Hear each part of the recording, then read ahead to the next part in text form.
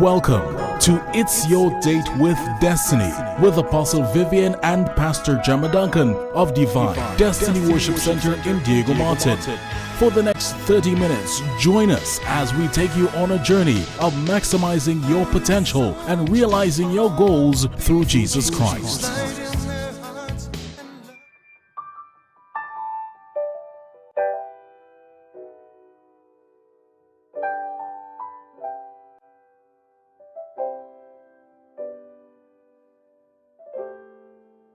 Why is it when you need a miracle, it doesn't happen, but when you least expect it, it happens?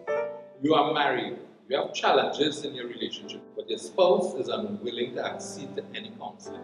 Is divorce an option? How does a parent handle a promiscuous child? What are considered the do's and don'ts of a born-again couple who is not yet married? There are always more questions than answers. So here is Apostle Jemma.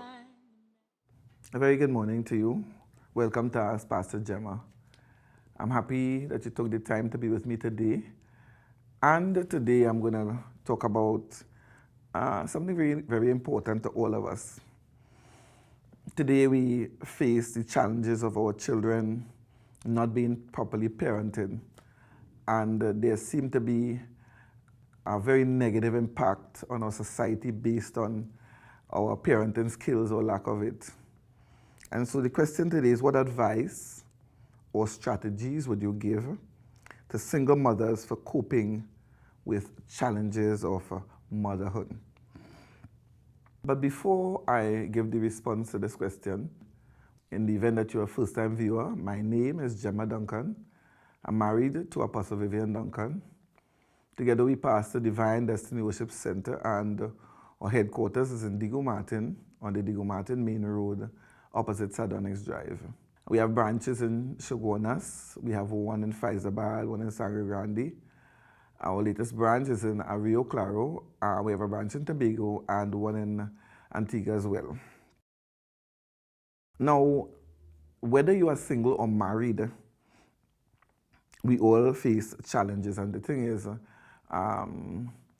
it is compounded when it's a single parent, simply because it's not shared. Anything shared, well, it's easier to carry and to treat with and to deal with, because we know that when two persons work together, there's agreement and there's power in agreement. However, in the event of both a single parent or in a home where they are both parents, we must establish God as the head of the home. That's the first thing that you have to do. If you're talking about dealing with challenges, then God is the one who will have to help you to treat with the challenges and to bring you out victorious out of them. And so establish God as the head. I tell people, if you want God to help you, then you can't play with God and your relationship with God. You have to get serious about God. And when we say that God is the head of a home, we simply are saying that we live according to God's dictates, His commands, the philosophy that the Bible teaches, then God is the head. So what does the Bible say on issues? And that's how we have to live. And as I said, it goes across the board. So establish God as the head of your home. Is God the head of your home? He is the head. You must know it. The children must know it. Let the children see you modeling that fact that God is your head. What do you do? What are your priorities? Because do they see you praying? Do they see you reading Bible? If you say God is the head of your home, if you say that you want to establish a philosophy of life for the family, and the Word of God is the basis for that philosophy, then do you read? Do you read to them? Can you get them to come together to read and to pray? Because this is how we're going to live. This is the foundation on which this family is being built. So we must know what the foundation is. And so the children can now rally around a basic philosophy for the family. Now, in our case, we decided that our philosophy had to do with the Vivian Duncan family. We didn't want to know which next Duncan do what, because how they wanted to rear their children, what they wanted to do, and Vivian would say, this is the Vivian Duncan family, and this is our philosophy. Uncle could do that, auntie could do that with their children. In this house, this is what goes. Because many times we get pressure from our children because they see like a family member doing something, and it's not a matter about right or wrong, but it's just that we decide in this family this is what gives and this is what goes. And so that has to be established. But then I know what comes up, and immediately a question arises: what age are these children you're talking about? And sometimes, based on the age of the children, it's a little more difficult to treat with. Because if you're talking about establishing this, then it's easier when those children are younger. When they get grown and another kind of philosophy would have been established, now you want to bring something new for them, that's a bigger challenge. And that is why we always have to go back to God for the drawing board. And so if your children are grown, then you have a greater responsibility to model the behaviors that you want, because that's all the only way you could convince them is by you living it and modeling it. Let them see how you live. Let them see what you say is what you mean. Let them see what you say is what you practice. Let them see your love for God, how committed you are to church attendance. If I say that God is important to me, then he says, don't forsake the assembling of yourselves together as the manner of some is. Then when it's time for church, where am I? What am I doing when it's time for church? And sometimes we say something as parents and we live or model something else. For example, like we have a church service on a Friday night. If I say that my philosophy is based on the Word of God and God is my priority, then Friday night I can't be in the mall with my children, because I am driving them to the mall. By taking them to the mall on a Friday night where there is church, at that same time, I'm saying to them, church is not my priority, neither is God. It's better to go to the mall on a Friday. And yet, we will do something like that and we still want the children to value God. No, you didn't value God. You have to show them that God is priority. Sometimes we have school events, certain things, they put it on a Sunday for us. We go to church on Sunday. And I was not going to anything on any Sunday and not go to church. I was a teacher for years. Don't put it on this Sunday. And because in our school, they would put it on Sunday because we had a few Adventists in the school, and they, they catered for the Adventists. And so they didn't want to have it on a Saturday because Adventists can't attend. So, well, I'm not coming on Sunday either. Sunday is the day of the Lord for me. It's the Lord's day. And so my children, don't tell me I'm supposed to put it on Sunday. Not happening unless your race is after church. You're not running. When we're done, we pack the basket in the trunk, and we can change after, and then we go to sports, because we set aside Sunday as a day of worship for God. And so I'm just saying to you, you're talking about challenges, but sometimes before we even start to deal with the actual challenge, we have to show our children by example that we're really serious about God and we want to model that kind of behavior and prioritize those things. Right. Now, so God is the head of the home. We have a philosophy of life that's based on the scripture, the Bible. And based on how many children you have, I have here a point: don't make any more children. There are some single women, we talk about single mothers, say you have a problem, you have issues, and the next thing you're pregnant again, and compounding the issues that you have. Sometimes you have financial problems. You could barely take care of those that you have. And, sometimes the church community helps, family will help, whoever it is will try to give you some kind of a help. And the next thing you're pregnant again, now come on. You need to do something about that. It's a simple thing not to have babies again. And you know exactly what to do or what not to do to make them. I was married and I knew exactly what to do not to have more babies. When we had enough, my husband and I said, well, we're not having any more. And that was it. We knew what to do. It's not no magic formula. Some people say they pray and they didn't get pregnant. I'm not sure that would have worked for me. Some people tend to have more power in prayer than others. But you know exactly what to do. You shouldn't be having any more children. Don't complicate matters. And we see that happening over and over, especially people who are health along the way. I've seen people where the first pregnancy, the family took over the baby, allowed the child to go back to school. The mother babysat and gave the girl unlimited freedom. And guess what? She made another one. And there was this particular young girl who actually made 7 children. The family adopted the first child. When I say adopted, legally, her mother and father or stepfather adopted the first and took him over completely. And she ended up with 7 children out of wedlock because she was getting help along the way, all along. It doesn't mean it will happen to everybody, but I'm just saying, if we're talking about you're already facing challenges, regardless of what the challenge is, a good way to do is stop there and decide, let's see how I can move forward. The next thing you have to do is upgrade your skill set. A better qualification means more money. Whether it's academic and you have the ability and capacity for that, find some way to do so. Some people, it's a skill that you have to learn. I'll tell you what my observation is, having to do with church, that we would observe that there are single parents in the church and try to put certain things in place to facilitate these single parents, usually mothers, to upgrade the skills. And so you have these programs and you advertise the programs and you just presume they're unemployed, they underemployed in some cases, they're not very highly skilled, that they would attend and they're the ones who don't come at all. And usually the people who are employed will come to these things. It's free, you know, and you realize that the people that you're targeting didn't come. So I will tell Vivian, I say, you know, we have to give out personal invitations. So make cards and give it to whom you want to target because they seem not to understand that they're the ones who need the training. And let's see where we go from here. Of course, you can't force people because a lot of people prefer to be given a handout than to be skilled. Because, I mean, it's simpler, it's not as complicated to receive stuff than to be skilled. So you need to do something like that. And I think it's going to help your children to see mommy struggling like that. And so they watch you and they see in the night you still have to do your little classes or your little practicum or something like that. It inspires them.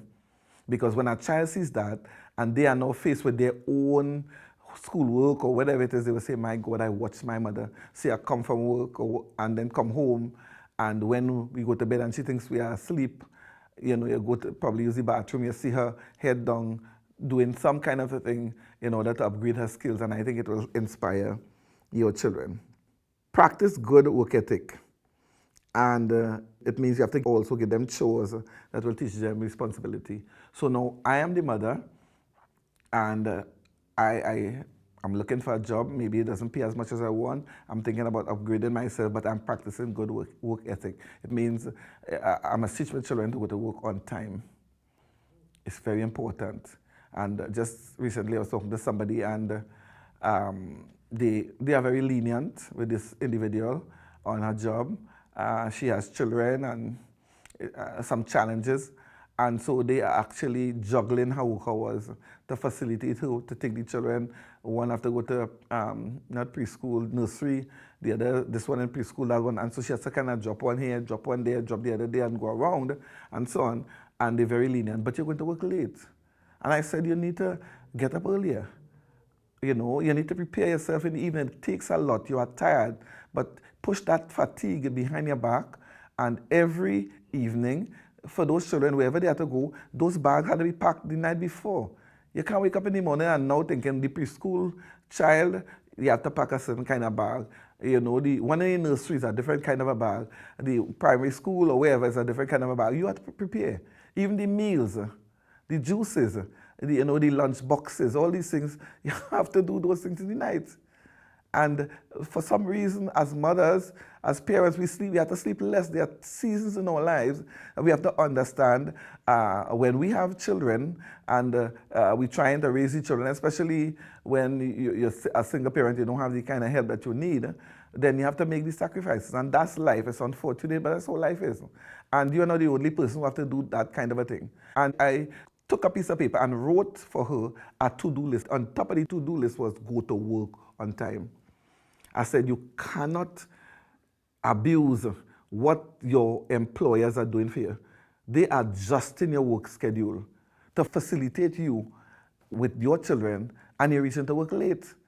And they're allowing her to leave to go from the job early to pick up the children because, the time span is too long, 2:30 if you go work hours, so they're letting you go earlier. So you're already losing time.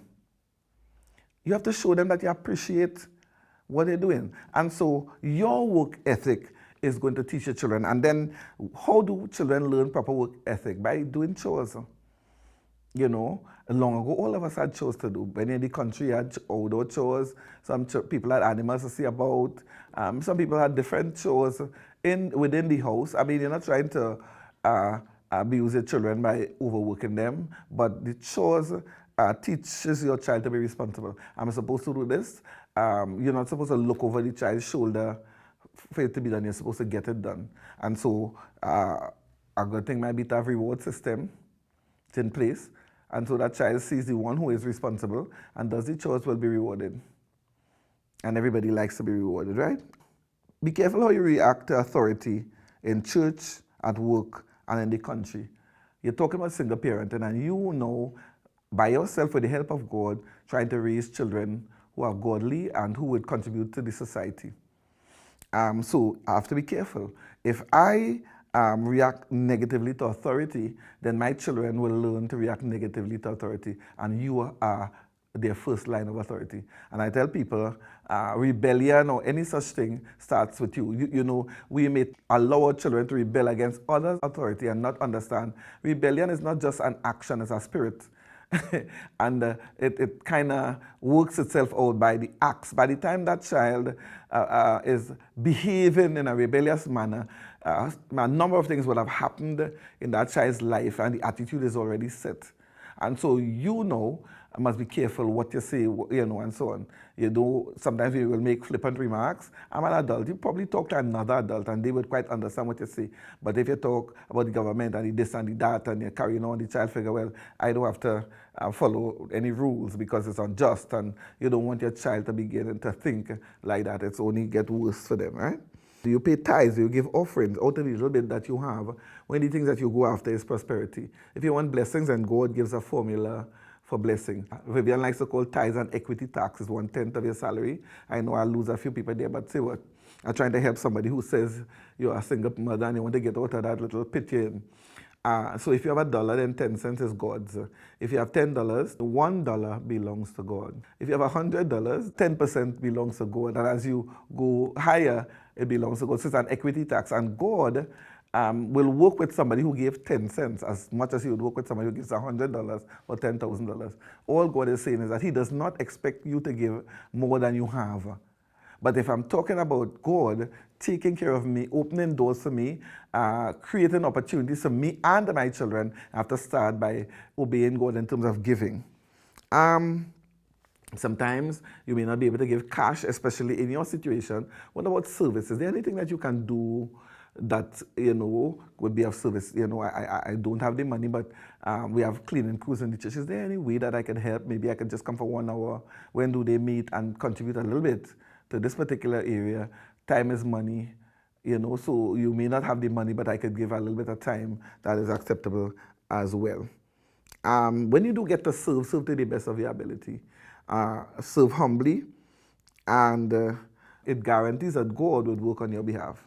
Now keep in mind that the Bible says, whatever you do, do it as unto the Lord. So I might serve in church, I might serve in some other capacity, but God is looking to see the kind of attitude that I have when I serve. Finally, live right and truthfully and with integrity. So if you look at this whole thing in terms of coping with the challenges that you face, all boils down to you, really. Am I living truthfully? Am I living with integrity?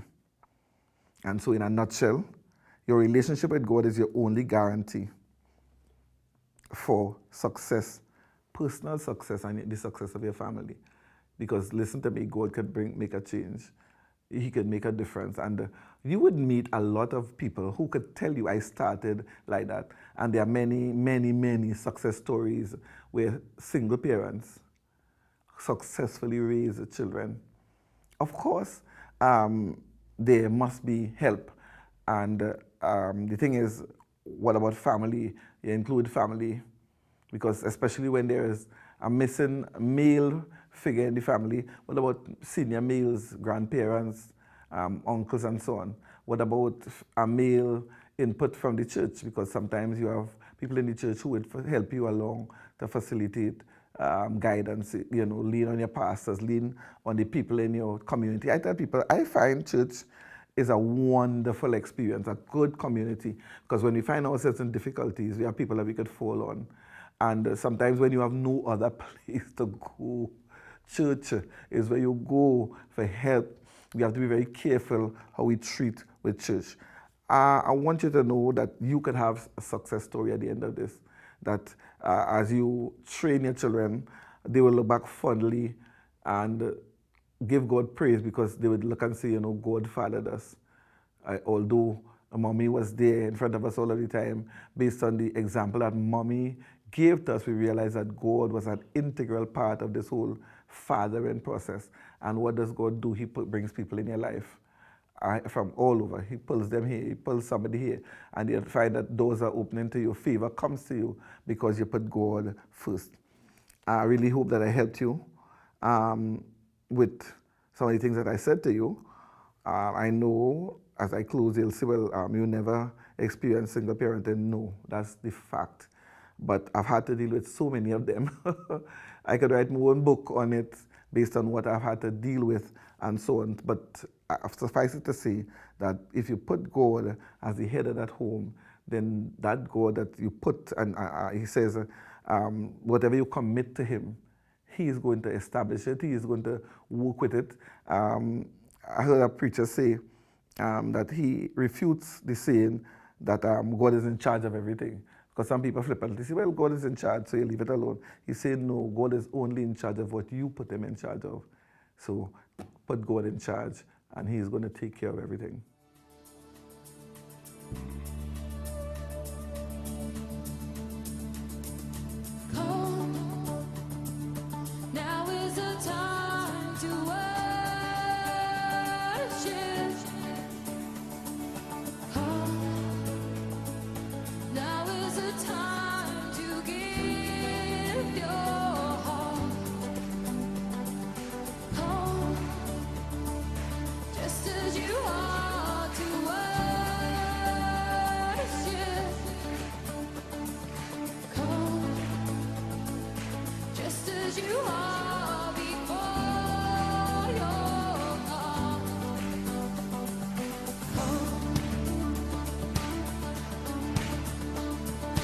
One day every tongue will confess you are God.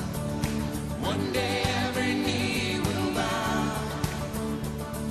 Still the greatest treasure remains for those who gladly choose you now.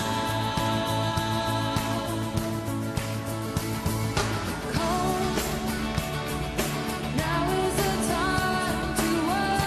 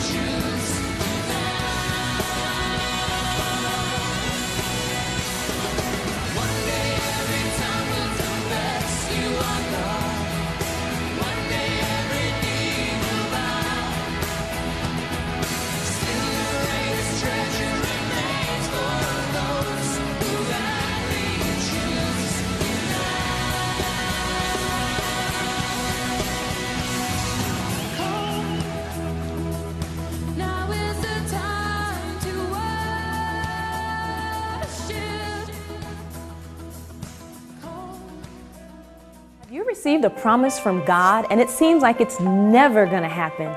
Do you feel all alone, like nothing's working right and the people you thought would help you are working against you? Well, you're not alone. Thousands of years ago, a man named David was anointed by God to be king of Israel. But instead of a smooth road to the throne, he went through some unexpected challenges. Coming from a dysfunctional family, he persevered against giants, jealousy, self-doubt, and personal failures to become the greatest king in the history of Israel and set the standard for worship because he kept his heart focused on God.